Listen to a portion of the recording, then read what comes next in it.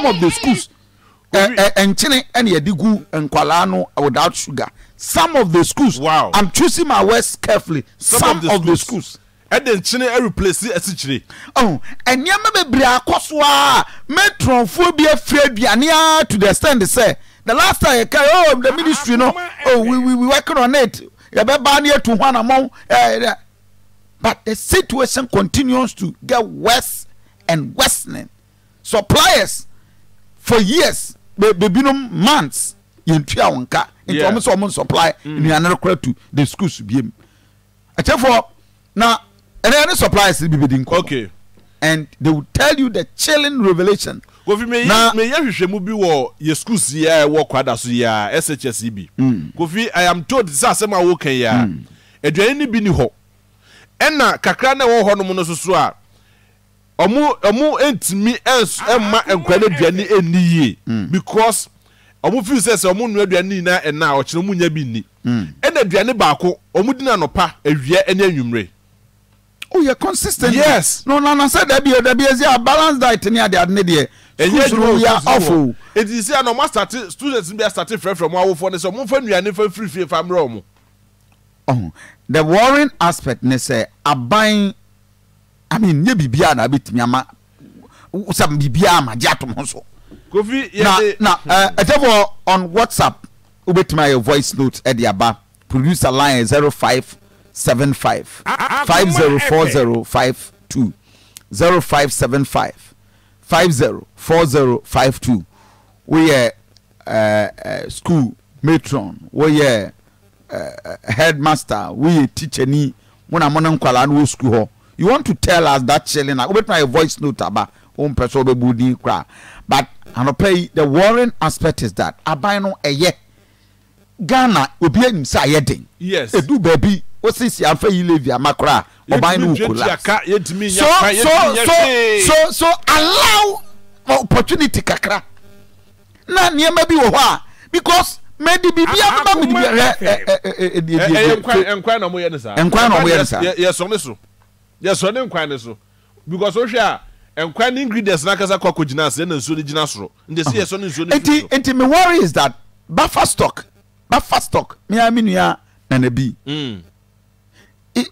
what is happening go feed the reality is niema bebre enti esra ban in fact who call some of the schools our eastern region yes say wo mo crowd here wo mo yo eastern region me say weekend wo be so that frame me say Kofi who call by eastern region ayen kwala no chese na me say eastern region yeah tie krom asante region many schools yet krom na last year beginning of the year can say asante man here akra pan one kwala be for the last 3 months. Oh, one education for is not true. One of them I fed me see as we speak matrons ed one more sika one more time is your free class suppliers and say yam fa bibia abrebu biem fi say ye de ba mo kra na enya dia aban no ATI ma me ko eastern region me one of the suppliers are one more all this period Akoma o supplier ma aban ed wo mo ka de die ni ho de ma as we speak yenin common yemisa say why are they not giving nuane to the matrons schools mu especially in the eastern region and many part of the country bema na bibi aboko de yeah hello yeah bema bibi aboko de yeah we are bibi aboko ya say eastern region most of the suppliers ya nya de aduane kra more supply e de ama in schools yen kwala ewo senior high schools e de na asi Akoma efe na mo kasa free region there Asante region Kumasi Asante region so many more suppliers in the whole and then you go through the same challenge. I see. Just a eastern region but and more nationwide I just say munyina mo go through the same problem. Yes, you share the same human and they share the same problem. The me to say the air coffee yen Eastern region ha no bia na ekoso Central region bia na ekoso Upper East bia na ekoso Greater Accra and bia na ekoso so Bokuma si ho. Yes, there's a problem. You know, say, you know more be. I'm you have to remember the baby, and I said it. You know, you miss our baby. A Bosnian in your brother, a jewelry. And they are coming baby to say, but I must all year Jumana say, we are Juma na a who's come back near to Tunium, if I said, no, I bro, 20 Ghana cities. In 3 months ago, 3 months, now I blew up a drew 200 Ghana cedis. Now, in the Pawoti, I'll carry 200 Ghana cedis. When you get to home, say, but I say, what I blew a copy. Obviously, low. So that is the challenge. Until Juma, and Juma, the Abosumi, Bosumi Moon, Bosumi song, said, the say, last year, Juma, the Dio, the Jayaka. Nti si ntia oka sabi yin na support system de bekoso ntia oka we dey ko fiscal hin na we dey akwa eduma de so now so the supplier enye because se ni fiscal da ho sisi ya ni etia meka me de be eduma no ni bi da ho sisi ya makobo bosia minyen pia ho interest me de na eduma ne bi. For how long are binding mumubika? Na me ka say central suppliers na bibio o pe bia me do number be mama no makasa ebi o last year juma afi ka esi mu se bosome nim ye we na last year juma se ebi tra ba se bia bosome nso ebi tra ba se bia bosome nwose ebi tra ba se bosome nsia ebi tra ba se bosome num.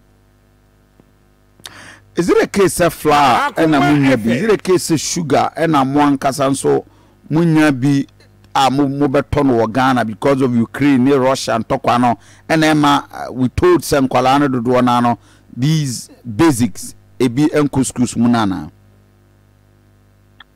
Mother, and no man they sell market. Since I could test also flour, so many diato. Also, Nilua, so many diato. Also, Nidua, so many diato. Usiga, okay, so many diato. And to say, how do you go and pay for and buy another one? Akoma FM. And let me tell you, say, and be free seating here. Na me offer for me and the man of me again. Miss me about secondary school is in here. No me again. Na minister with the talk of my juma in Tiamaka. Minister with the talk the aqua. None of that so better my idiot. That bad. And you coffee beside the suppliers. Say, the bad, I think I and Yamawo school more.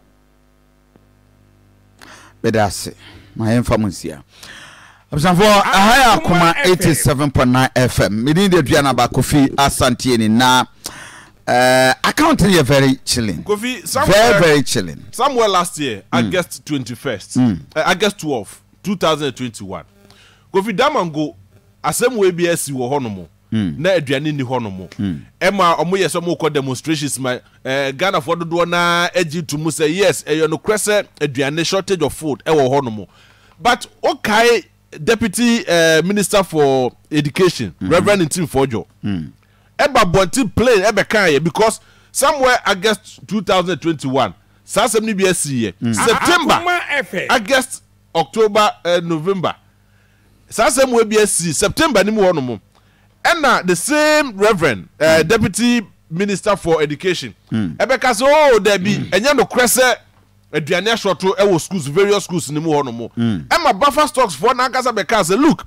aduane bi ni ho ye kwofo mo ye nya bi ena moreover no so sika kra ni honomo ebetim dia kwakoto nuane e dia babegu schools ni mu ne ya bi kra dia students for no sasem we ya koswa less than 1 year on. And as I said, no, just beginning of this year.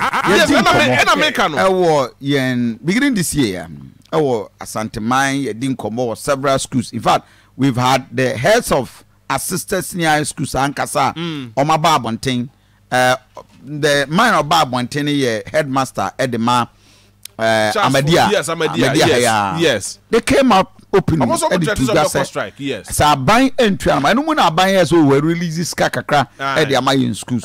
You best buying. You best buying. Baby, you do no. Why you be? Ubie no be makase. Aban from Ghana Education Service. But look if na we dey na plan for food and jobs for Juma. Na make say plan for food and jobs at Juma. Running for export. Akoto na ma wo president Eddie. Oh, kasabe ye dua manuane aba students. Because we there. Na ka the main purpose as ye fashion crowd wo. Ye ti Alhaji Yakubu Abubakar. Ono ye headmaster at the ma TRMAS. Ono na ye president at the ma Charles. Okay. In fact, just this year, and nobody saw call it to government. Say, Oma ma out. Now, Oma ma mesha. There will be a serious challenge. And yeah, that's why we a headmaster. We a school name. Number no a 0575 504052. Share with us how bad is the situation in various schools. Eduania nkwalare bedi and the challenges. By you. Food supply no akoye challenge ama schools of late. Inti ama ye minister atiase say ehia say e betena se a plan ye. Say dey be year before schools be buenu no omudi duane no e dey abre at our school level. Saa so na eduane so because ye nimu ka say still supplies no cost omunya mfa ne nyina mbre but the omudi ama ye kakra no ye manage ni eno say dey be year ankora no omuntena ho say omunni duane but ye ama omu ehu say moving forward ni dey eni kwanse ye no sa ye plan no mu fa de no bre intem ansa na ya start e ba no sa no a head teacher no wobetime ahwe say adikire no be koso wo school no pa man kwada no ehu de ese omu ho but this time we akwa it say headmaster gisa wo sorry wo nante say wo hwe duane e de abra wo school ana say sika ni wo ho kwan obefo so de ahwe wo school ho asem e ha adwin pa. Yeah. Aduane ayede Akoma school for ayade aminso hia me pa enu nti en medical ka say school bia benyina kontabudie kama ya chiche ma wo mahu sa afi ese minya mo bag apin ana henu enti e ma obetimi akasa aka me mo bag ahenu mensankan ne edi akire ntentem amatimi aba ama wo mo sika bi ese de mo bi edi kan de bi akọ ye beto aso edi bi nso akoma wo headmasters aba ha enen eye nkrofo a wo mo ani abro mo boan pa ntimi nso minister for education meboa wo mo amadwuma yeye no amadwuma yeye a na de Akoma school for ade aminso hia me pa enu nti en medical ka say school bia benyina kontabudie kama ya chiche ma wo mahu sa afi ese minya mo bag apim ana henum enti e ma obetimi akasa aka me mo bag ahenu mensankan ne edi akire ntentem amatimi aba ama wo mo sika bi ese de mo bi edi kan de bi akọ ye beto aso edi bi nso akoma wo headmasters aba ha enen eye nkrofo a wo mo ani abro mo boan pa ntimi nso minister for education meboa wo mo amadwuma yeye no amadwuma yeye a na me nso me de yeye. Abdullah Minister of Education Dr. Educhum and I'm telling Kano, but you was audio way at you for Munti.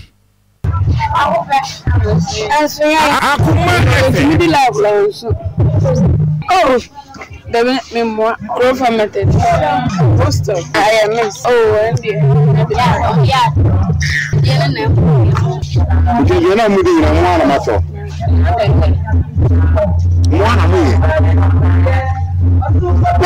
So I see a do a year weekend here once a day. Weekend. Yes. The morning we did school. Monday to Friday you did that lunch. On lunch. And the Monday to Friday, you know. Lunch wines. Serious.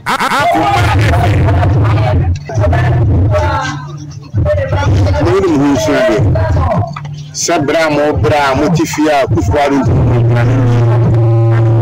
mo functionally sabe bia da chimunya ba bies na ma mo mbra yakwa what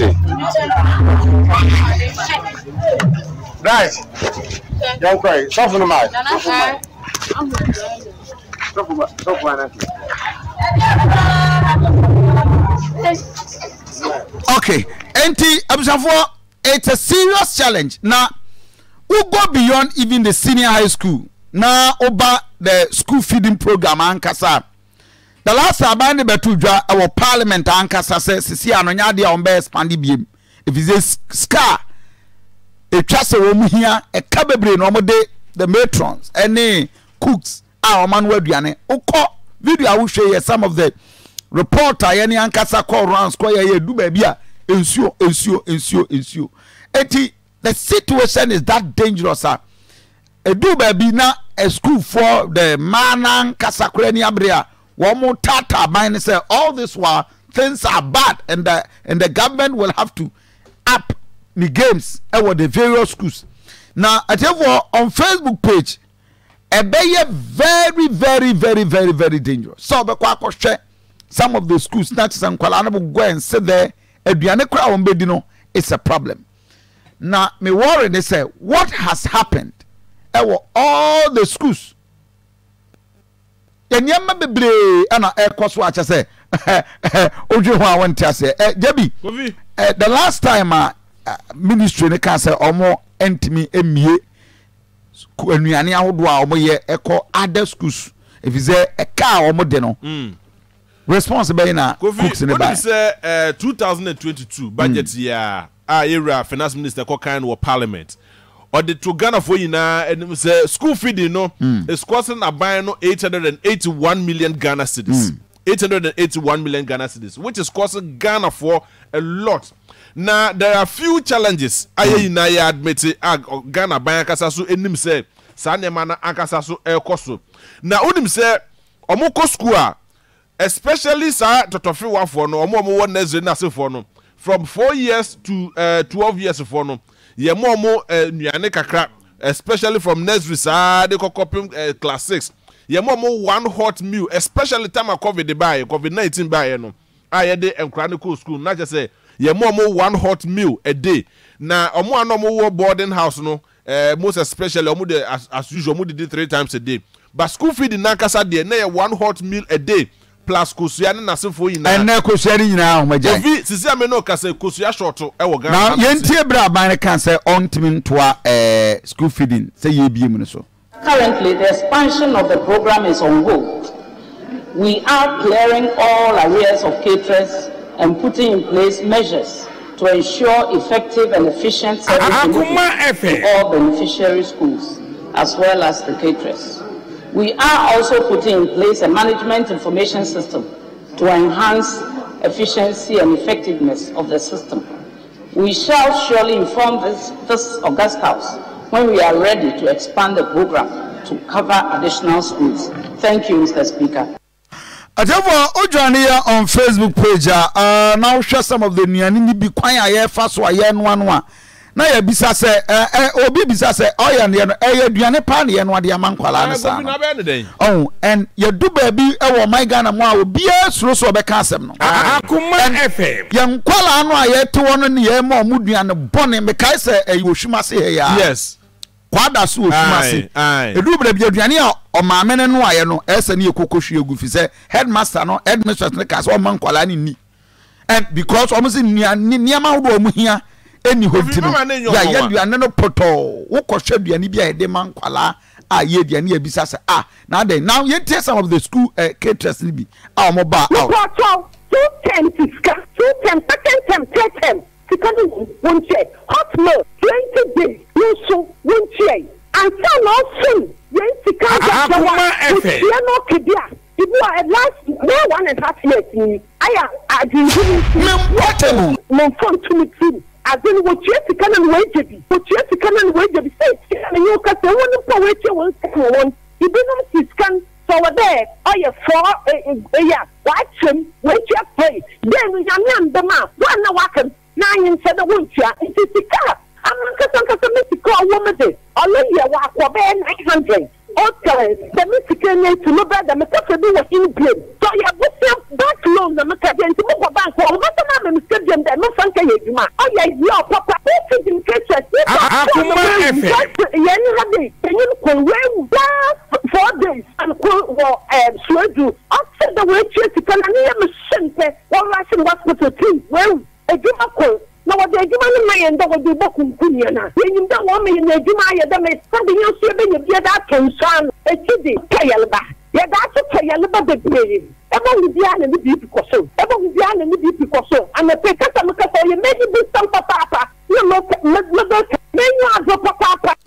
Nania bre papa where school feeding. I don't me worry. What would we cook, we Akoma FM matron, we ubet me afre 0575 504052 0575 504052. What do you share with us the dying situation away in schools? I would do na yentie kuku mu so na brebre aban kwa beja Sonya cry can won cheer wait cheer be oye second term is wait cheer be was western region yen did won cheer na yen hot no so yeah no so won cheer 20 days 2019 ejuma yeah no so won cheer yen sikasami onam do Akoma FM me se jam ka se me jogo me bi because so me yare papa no kwanda manda I'm not sure no be yo pii Africa so today ya yejuma we won cheer and kono what ka se ni na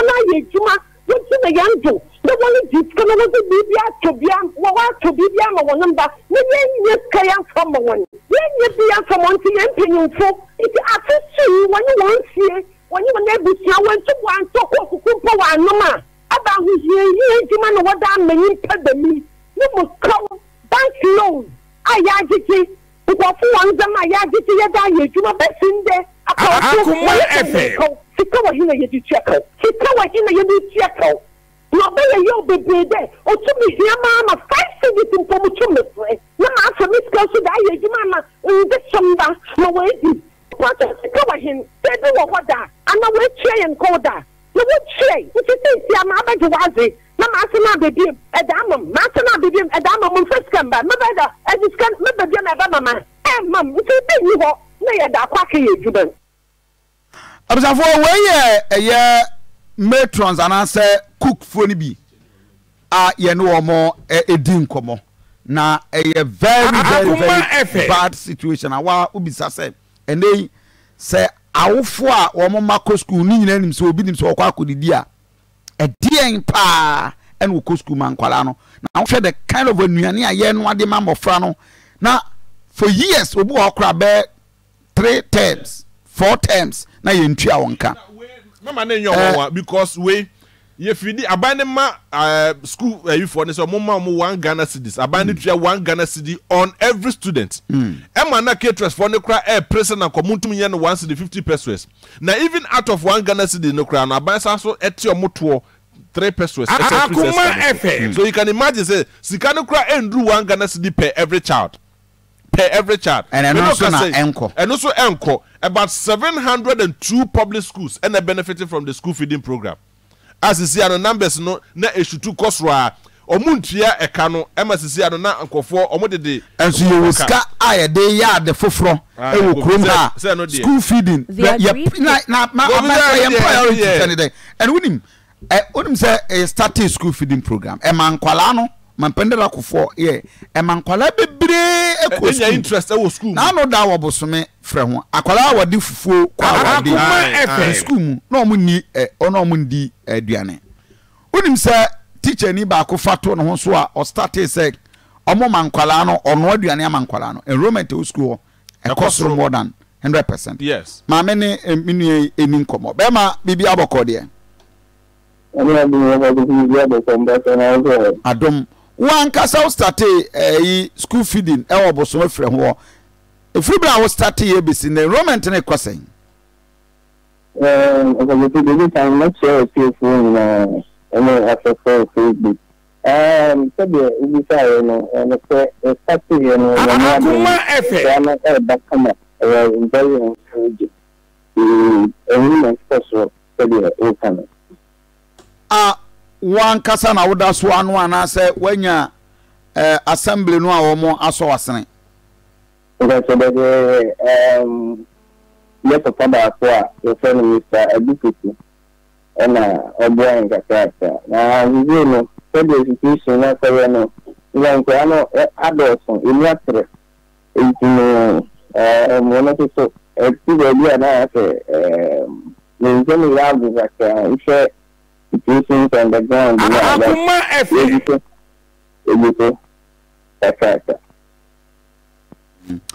But I say, Mamma, ya mami eni nkomo no no aduane da so amponoa e de ma adusuafo a ewo yen schools no mu ebui eno bibi aboko de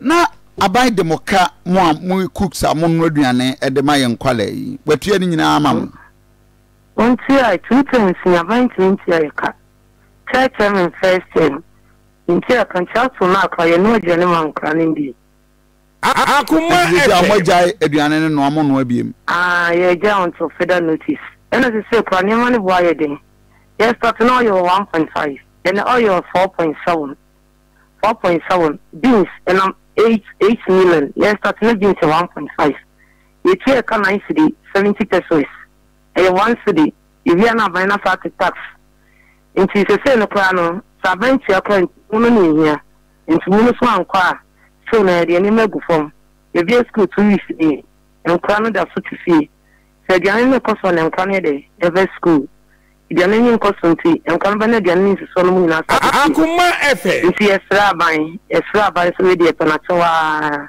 ni di unche kan start ni edwuma no enti bra free bra e bi school be na wotwemienu ni nkwala wo aban schools ana amom nkwa amom nsini mu across board obnd across board obnd enti se sia me na wo kasa che mo amono anuane nyina na ban de mo ka na se mu binum ye no jane ni nyina the whole girl ye no jane ni nyina na ban de ka even COVID-19 crowd here no aye so Akoma FM that so akem so among for my COVID-19 gani abanka say no and ya mama Cynthia Morrison dano so na vida so only kentia ya let's is the brew omuntu yes raban yes pa because okay president ko for person e ko wa kama inuma de kentia ko say ni sa say ewiase ayeden ya rena ba yes raban omiane ni no ntia eka yemfanye gane mankran mebo from COVID by aduane amono aye nyina besi ne no yentua mu bika amamu nyina yeah yentua mu bika ebianya mu de betemene COVID time nyina aduane no aye efri breben one aduane de ama why school feeding adwumen oh my university 4 years ending years started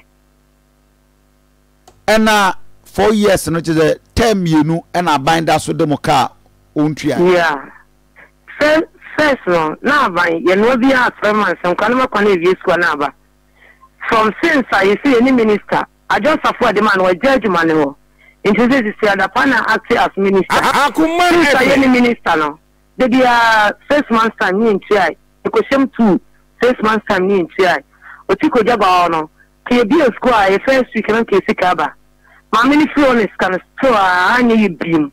CS Rabbi, Utiko on the Rano CN. Only as na bany dono. You can see no near Boyania didn't buy. Yet on the portable. Enti, Ceciano, me pesamitia says, what's it? Caterers a war gun and Jabian and Noir at the mark. Yenina, Ubiano, Yenina. Akoma FM some kwalai no better no makwa school makwa didi especially no kwalai won class am school so dia no odi an kwaleba am na ti tini extra ban so ni bibi mfa ho don check ni nko school nko ye adwuma enti as we speak ska esen ko de be mamo be saying do super wow. A door super, yes. Because if you cry at least 300 crown. 10 back could be also benchmark 200 million. Across board, the whole world. I buy school video book of Akoma FM. A book of caterers, Moya Bear saying your door super. School so be a school be a general. So you watch It is a abana farm, Mon Wodian in beam. No, Papa, you can go say. If, for instance, I come for you come boy 6 months in me. Interest in the car echo. The other maybe you're connecting to interest in the car. Into the same back in your coin, almost all my. They give me a coffee cinema, almost expect to say, yes, I'm yes, I'm giving call. And call a better one, maybe. Almost all my. She said, maybe a coffee. Akoma FM. Yanni coffee when they are Akoma FM. So we are so my. She knew a cock of DB. Hey, I didn't know you pow. Yes, Rabbi, meaning some of the Momoka, the Ubono, a coach, advance it. Every again, you want to say, every moment, and what Yama in them. And to me, what can we see Kenya boom? One cast our expect us about to your best amount. 2,000, you're only 640 now. Over 60,000. Yeah. Actually, any now, wow, bossy, I'll quite the baby now. Akoma FM. It is pressure Ben and Mukomu. Yes, it be the Mukra. If you look on your pressure, Mr. Loving to me, you know, because Mr. Dem, who pay an hour of pay, who pay an interest of pay, yes, Mr. Dem, into Hey! And it is a go. It will be Winnie Parker and 140 minutes. I war, not just Obama Jessica. Oh, but not police is here. Our police force almost chasing some someone your day. So I could give you the own police of it. Akoma FM. Oba Kafra. I don't envy you. Oh, and so Debbie, you will see Kroma a day and near Ma. Who people do once 2 weeks in Kuala, you be a school, or Munia Bianu. And we are the basic. Yes, and then secondary school. Nyanen so ayopoto. Then the question I hear beside enti abaye. Sisi anu dia duo no. Dia dey priority. Ghana had dey na priority. What for say dey wo school, basic school. Now the strategy omo e na adopt ni na say omo ko school na omo akoto sausage. Ene enema kitikidi no bachi. Omo akoton e wo school mo no say na be ya nkra no so benya bia ayede atwadi. Okay, and now information kakra we ha on this. Over 24,000 caterers. And asat year way back 2017 krana e wo hom. Program no na serve over 1.7 million additional for. Yes. Chester schools near about 5,682 schools every day near Mankwala aduane. But 35% public schools ewo Ghana nyina adia wo mo enye aduane ni bidi. Sesi ya me no ka say o share these over 24,000 caterers. The question is a DM pa na ban. COVID 2018 2019. Yeah. According to Cynthia Morrison, almost about 7,000 caterers they were fully paid. You are talking about 24,000. No, 7,000. They were fully paid. You see, strategies are my type of munani bia fair begin video na we e dia maye no.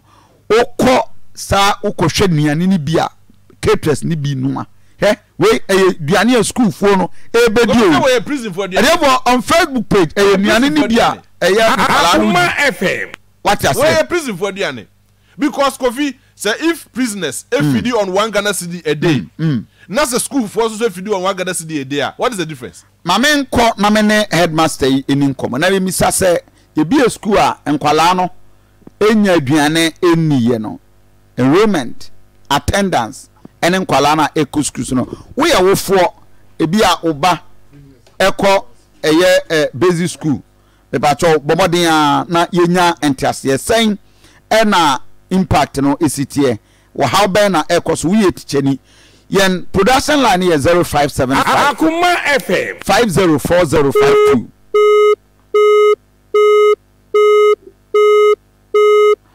0575 504052 ubetimi afre producer na yene no edin kobo na ubetimi akire mu wahu ye bi school ya nkwalai enya aduane ni yen wo how ben de eba 0575 504052 bobode na free na yenya understanding exactly dear pote and our student no ekomu na wa how ben na ekoso obolo na wo information bi ma minya that information na Akoma FM na yenya aseda yemfa aseda ma rainbow Rainbow Agroscience Limited. Yes, me importa me say ebo enfudie say ya, say yesi su tobrem. Eni tie bia wo mfudie no a wo duadua ni nyina no emo mo a betima beria na wo mpese mo ba beria bia no bai na wadua no a mesre ba bi ba ko pene so do ani chirim na okoto eduro betimi abo na abonuane no wadua no ho ban se ne be ya emo obo ne merisa eno bai na wadua no eni nti Rainbow Agroscience Limited fondura ana mekan for dia ma se bia wudua mo eburo ana se bia atoko enua ba bia no oko na unya Rainbow Agroscience Limited fonduro ni bi sei e de pete so eno ano no bo se ebe pam mo afiri ho sanso ana sa boama enobae na wadua no etimi so do so ya bere bia no ade be kwa adwama so bia no bo se sika pi no ana eba botomani nti ye kan no sa bere wo dwama so dada eni nti o penidofu ni do so po na to say ya o frey ya ebejo so Rainbow Agroscience Limited ye number no 0240 89 70 74 0240 89 70 74 offer bejo so na ye no atwen komo na ye kan say no na Eagle Wings Debt Recovery Company Limited ana me kan for dem no pay say enai obi de ka anase wankasa nso de obi ka nipa no de ka no bona wontua sika no amesere emfa ne nko police station da bi frɛ ye na ye ndi animu na ye ngi sika ne ma wo amiritie bu mo say ye be gi sika ne nyina ne ya kan we ede amount Eagle Wings Debt Recovery Company Limited na betima ye say adwuma so nwanwaso yi omo ye adwuma kese ni nnwuma nkuma e wo Ghana ha de ye didido na anim age omo a na nkrofo de omo ka na omo sika ese no ya je omo sika nyina de ama omo eni nti se ubehu ye ya ye beji sika ne de ama ubehu ye okuma se ye so ame ye ne standing back ana wodan krom sanso ana ye be reality na obefrɛ ye sisi wo number so enya no nko e ba ni insurance a ehu nyina no ye hu adwuma insurance claims ne ye hu adwuma sanso ana revenue collection ni nyina no eno so ye hu adwuma e ba na debt management service a eno so ye di hu adwuma pa o phrase sie e was 0247 880153 0247 880153 Mama nkwa umasuna min konkodi nkomo mini teacher ni bidi nkomo bibinti medini di be to okay bema bibi abokode nyame atumbra kofi we headmaster ye bi school ye say caterers e wo Ghana nyina so mo no aduane ma ye Akoma FM nsusan so be na de ma nkwala no ho keka wo schools mu kofi de community active nyina omuti FM sisi ade o koso papa ko bra kofi ye dika met asay one Ghana cedi na caterers cedi ne aduane enu one cedi 97 pesos 97 pesos aya de ma akwala bia ye di feed no na 97 pesos no dia eto wo me Akoma FM 97 pesos dia neto eto ice water pe mebo enti ebe sinde nyina na binding to mo a enu one cedi kra na ye di feed ye nkwala no bra kofi enye se ye ka bibia tia ba bet no kura wo ha ye nka ekuro no etu na se we mia bedru bread no ena ni ye beka okay if we last week I be a school no population e ba na eswate because if you are purpose I dey a school fees the minister or see a munko school the breed opportunity akọ which excuse no so can say free compulsory universal basic education enti saa niema we nyina ka ho na ema nkola no enika school esa nsese oba awufuo no so anya awufuo bia na ebenya bibi ama omonkola enti edu ba bia ohwa esa feeding into my enrollment ni peja ko I mean you say enrollment last time a peja by almost 10%. Akoma FM ye be school let me say enrollment cut down enrollment cut for about 45%. Wow. Yes. Because who dear kosro about 10%. You be a school 2 weeks in young Kwalani Aduani Niano. And as a woman not from more than 45%. 45%. We are headmaster. And I was a union chair, maybe. Union Bear. CCT Ghana. CCT, yes. Congratulations and so. Coalition of Concerned Teachers Association. Right? FM. But Enti sisi ya me no ka say na che say e ade say etoaso ana nkwala na nya duane ani at the basic level na e be adwen black of my main figure being to information so education watch for report by no almost from 2017 to date budget for this schools are cut by 15%. Sika di master ya school for education watch for cut from by 15%. A brother could ruin himself and see that nurse for a week. Nurse also a brother. Now a brother hot mono, which is a concrete pillars or not some hot mono. Shed anywhere, concrete shed anywhere. And see, this is the greatest challenge. Many who say many basic education should be brave. Many was secondary school, so I know it's a political promise. Yeah. And see, by all means, they will have to fulfill that one. Akoma FM. And you better on Betwaba, Amon, because Colano secondary school. A bedroom time on baby, no more on Betwaba, no. Ama, Nipano, the free SHS mobile. Shananu ya ike musa journey nyamame quickly and you release it ka because is it the same at the basic level? No. And that is the challenger and what how the more yes so actually why o basic ni you do ya kakra e wa buy na fam the o try na ni hwe e form honum we akofi bi de minister wa o tretre ni da where to find Akoma FM amanoni how basic is treated. It will interest you to know the professors, the doctors, the trial basic level. Yes. Because motivation also papa. Esa say, sorry we be polluted omo kola no. Na say omo man no. But the area who on say Ubagana and Tesa Unyini say ye be school onkwala ya omoswati unze se mu be school be na watwem yenu ni unyini se bia ye week we na akoye na watwem ye na unyini se be school nche enti na ema nkwala no ema FM bra kofi anka under normal circumstances anka enu aduane no krampo a anka first day omumma but second third day na omu who said aduane no ba obe say na increase. Into by the weekend, no now when I increase it by even into another 15%. The following week, no, we will say then we'll cry a macro additions, Busuba, Ruba, because you need a cardia, mechacardia, furniture, and in your manocrampon. Our classrooms, no swire man into no difficult. We better Akoma FM. Into the only thing, catch for the situation, so they may have fine. But difference now them say week year jani my population is increasing. You be a school black of first day now reho. We collide by no 100. Okay, my friend say 100 make a crack. Addiction at us na minya be kakra be kan ho. On Friday in Kwame na mikita population of 491. Wow. That's at Friday no.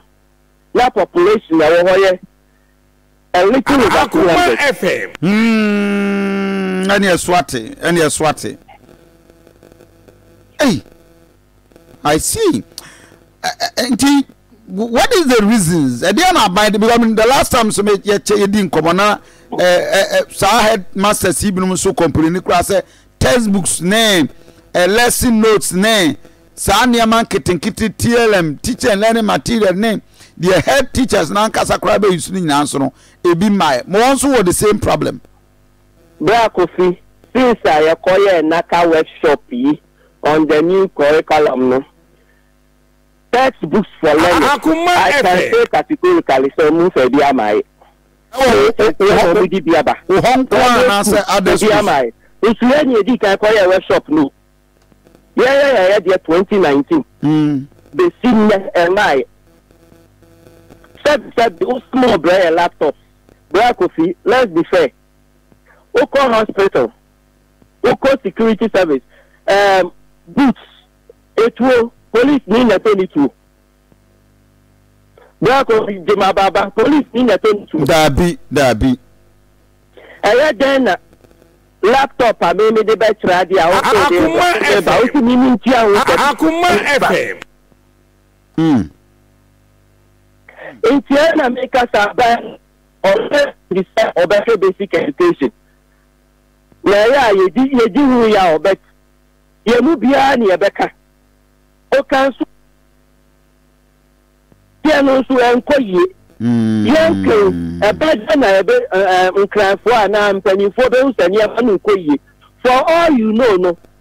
Be a minister, dear Wayana Juma Franco. Omo did that Yamana no. Omo found my. The minister so na said yes to the basic education. Okay. Me da se ma me ni ketre yi eni nkomo ye ne ketra ba ko kasa ya wo so ne wo hyedam kra wontimi mpie visa wo ne ye koso no a we ka wo mo de ne manfo a etata wo mo no me nua ba ete sei me pa so me hoye na wo de watimi atua wa ka wie aban atua musika ama wo me pa ucho be since me no kasa me ntimi mpie unso sa kasa na me ye me so portable na me ya me so dada me de so ne musika nyina ye bia ne ye ntia me say ma fi kwafo ne ma say ye bo mi pume ni si ma fi mi pume ma ka cha me ma say obi aba ize me nka se mi ho enti ne ma e koso ne so aban say no moye wo be di school feed ni se ma ni monyam but school feed na hu say e be ku ye enti na da wo ma wo moye pa e di kan say ye nche ye kantem eni ma bo ye den akwala ba ko ye mani sika ye chia ye ka 97 pesos eni one cedi ya toja ya tonsie ya safe ni to mo ba bo ye ama ya ye adwuma enti ba pa ye mo bo ya na so mu ko ye enti efia ye ko to jogu from so na na do so ba bo ye ndia na dawoma won gu ye mo bo no mo ye say there we are ma so friend me ntimi just say won so 2 times and I buy the car won tuaye me pa so 2 times yen tuaye and a time love one buy no me 10 days Akoma FM yen tuaye ani ni na aka kemo so me ya briye pa won so no aduane wo lockdown mu yen tuaye me pa so lockdown me 10 days yen tuaye and 2 times so yen tuaye so me see the appointment refer so kwa kwa be say na ye bia ni bie mu enti sika ba sa na wo hwe ani mu se enka ban tua o ka okay na da roma o mu che kana sika na ka ta no mu tu me portable na o mu da school feed na mi nyina ha po jom eni mu Akoma FM yes that's when na be able to go from your BNP ye na na do it is so be on na o de sa ne ma na be ni free won na wo gu party no yes when na do pass fair one more in the mano ye dey say dem ye doso bini aba ye doso eraren kan ho akwa me pa cho school kecha na won aduane wo school ho no o se die nti e na wagya no hokọ Lana ho o se ba ni o ata de ka 2 test Akoma FM omu tiaye Abai de secondary. So see, on credit America so yeah dear. Okay. Because now this young can crossing the journey now under this hardship. Yeah. To me tough Oh, I see. There's all the uncle and papa di.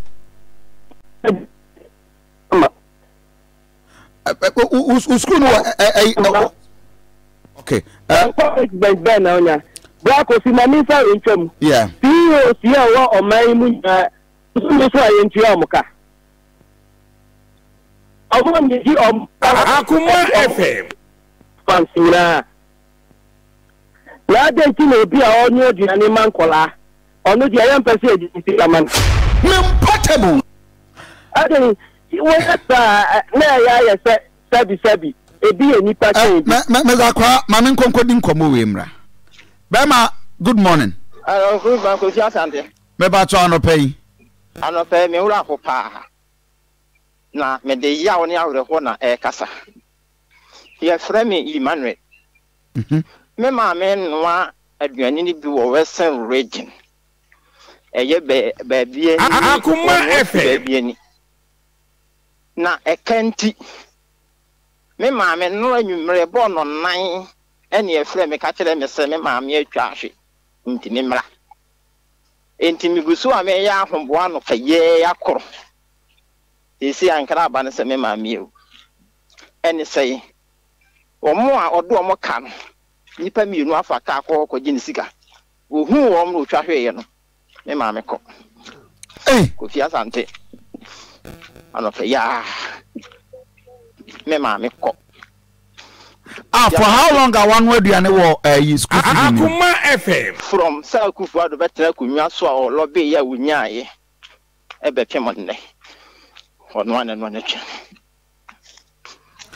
so wo mo fa ka so odu ha ohu wo mo an otwa hwe na se e kan doso e na no no bo mama ne na ka se onya abotre na papa okoko bi edukwa kusi pledge entimi kokoko kra che ne kora akasa e na o ka che ne se maboso wi nso na fi ye mra na yehu ne ye beye eni o eni oko o ma no di fe sei pa che o 53 Akoma FM. Ana kase na ode wo mu. Da. Me se dan ni honti no me mo kuma se. Enti da bia waka last time me jemia me komia me banki mu ko yi 120 million. Ana mde ma no so onyin ko tua bi. Onyin ko tua. Ena wodi bi ko tua ya na ne ho to ne kakra. Me ka tell ne say on force one je kan wum no abane de bre na ontua kan wonyai na sebe kakro obedi enko ade eye no nyini ho kola firi pa tirum nyanso ma me a wo pedi pe ti Akoma FM ka onfa me ma me ko anopa yi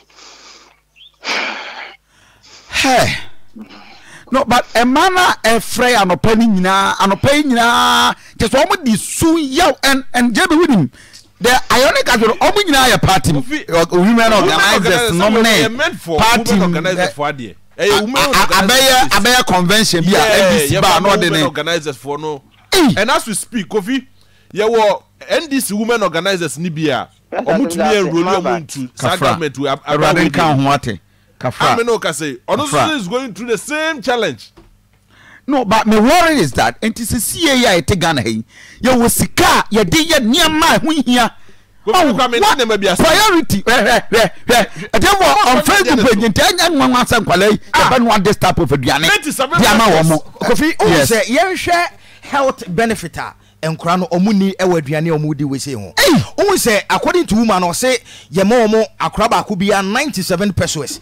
Kofi imagine say na oni teacher ni kase headmaster yi na o say enkura be say 491 ana school feeding no this year omo bi school yi omo enya benefit wo ho. But Kofi yen hwe bag of rice ya yɛde noa ɛde ma nkora no saa nkora 491 no kofi all the time say saa 97 no 97 pesos no to the one cedi mpo there be one cedi ne say kofi ade yɛ 97 491 no ɛyɛ 476 cedis 476 cedis pa yakoto emo bag no de ne bo ɔden anase de yɛ fokora no obenya na bi abɛ 1.5 1.5 no yɛntim free saa 496 no yɛntim free kofi yɛ de akoto emo nko a ɛho anwa mai and I'm telling you say yɛntɔ anwa papa mfa noa ɛdane ma ayɛ akoto anwa papa de ba aduane anwa yɛ de bɛyɛ ne yɛ adwonwo ane yɛ de bɛyɛ steam no ɛde ama nkra no na adwonwo kra no kofi sɛ yɛbɛtɔ ne papa no ɛyɛ problem jene papa ye de be ne yobeko yi kobola ho a jene apropro no ma ne any tomatoes dey go from na apropro that is the only thing they will get sika na beso because sika no aban ne dey ba no because of say nipa won no aduane no party member on kasa it obeko to e ma ye no ma di nkomo nyina women organizer constituency women organizer constituency ebia ayiwe women women enti wo nya nche kasa because o musika mai de me pesa me kire ne say ade na nya papa ntono no kodwo mu asika ni sha okoto no ma fofofo de nya na dia bere nkura na be no aduane dia ma wo mo oba wo mfa kotom ntosi no a apro no masku mu ho wodi kan yam no bola ho dada ni kenika ano de be fie ana so de be dwom ho enti ntosi no be ubo sesi wo no na atensuo e do ma basa ensuo bi I waka mami video na yen hwe pass kwanya aduane kwala ni bi ni o enya nkwan okofi we ye stew kontom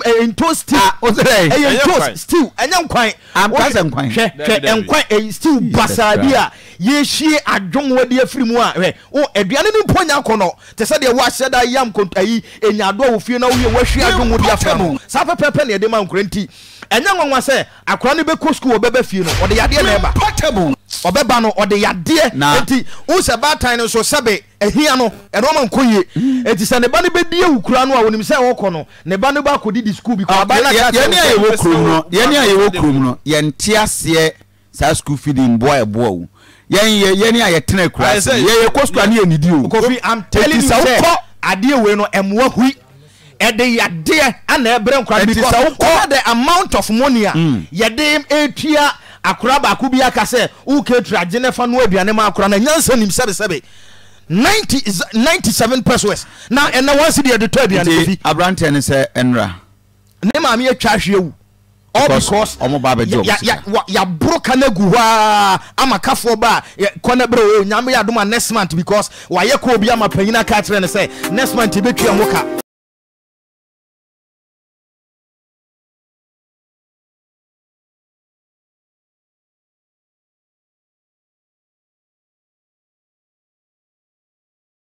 Demo